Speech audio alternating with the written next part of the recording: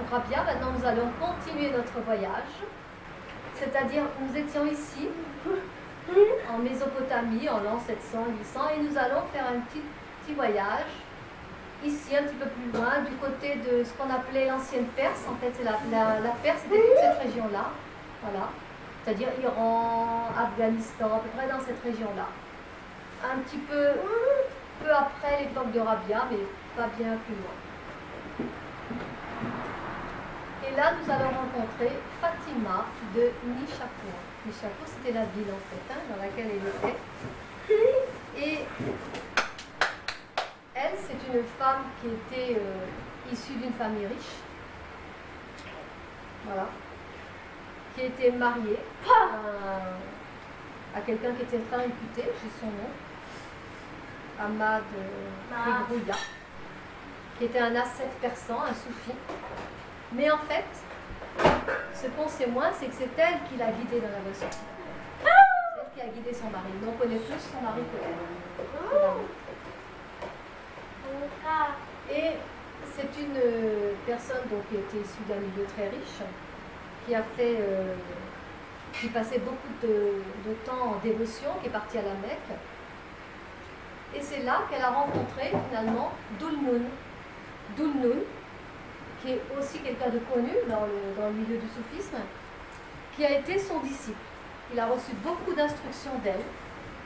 Et aussi un autre qui s'appelle Abu Yazid al-Bistami, toujours à la même époque, et qui ont été ses disciples, les disciples de Fatima de Nishapur. Et ces personnes, comme notamment Abu Yazid al-Bistami, il disait que chaque fois qu'il parlait à Fatima d'une station spirituelle, elle répondait comme ceux qui l'ont eux-mêmes goûté, vécu. Donc tout ce qu'elle disait, c'était quelque chose qu'elle avait vécu.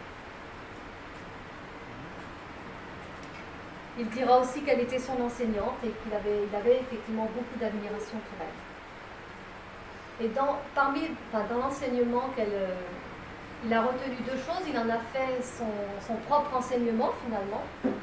Deux choses. Donner la préférence à l'autre et sincérité courageuse et énergique. Donner la préférence à l'autre, ça fait référence au sacrifice finalement pour les autres. Sacrifice pour l'humanité. Toutes ces personnes, elles ont sacrifié beaucoup pour les autres. Elles n'ont rien fait pour elles-mêmes en fait.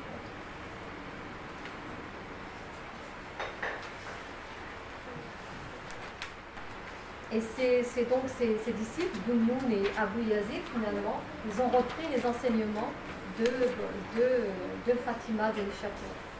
Il disait aussi que la sincérité, c'est le sabre de Dieu. On dit sincérité courageuse et énergique. La sincérité, c'est le sabre de Dieu, c'est-à-dire que, où qu'elle soit appliquée, elle ne peut que trancher. Voilà.